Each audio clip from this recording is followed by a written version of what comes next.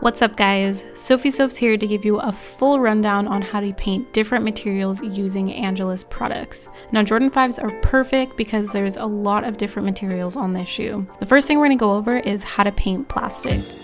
Our two main ingredients here are our Angelus 2 Hard and our Angelus paint. We're going to pour a 50-50 ratio of each in a container and mix.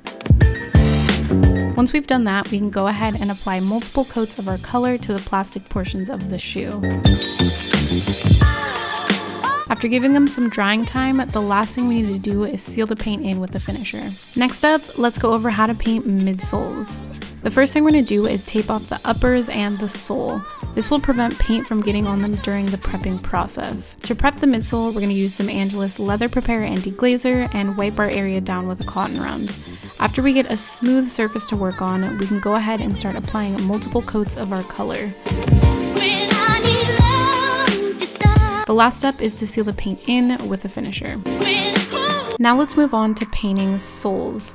As tempting as it is to paint the rubber portion of a sole, it's never recommended. However, we can paint the sole when it's translucent or icy. To do this, we can use some Sole Bright as well as Angelus dye. We're going to pour a 50-50 ratio of each in a container and mix. Apply your mixture to the translucent areas of the sole and begin to spread. This is definitely a good method if you want to change up some old yellowed bottoms. Let's go over how to paint canvas and mesh. They're two different materials but can be painted using the same methods. For example, let's start with a canvas shoe. We can mix 2Soft and our paint color to get the job done. The 2Soft will keep the material soft and flexible while the paint will saturate the shoe. Apply a couple coats of your mixture and dry with a heat gun. Remember that you can repeat these steps to paint your mesh shoes as well.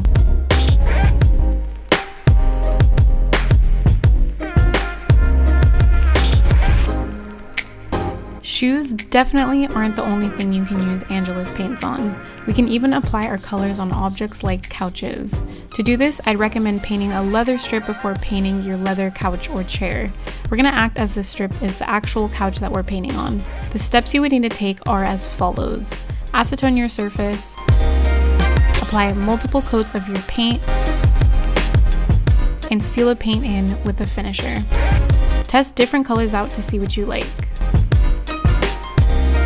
Another cool thing we can paint is purses, and the process is super simple. We're going to use our Angelus leather prepare and deglazer to prep our surface, apply multiple coats of our color, and seal the paint in with a finisher.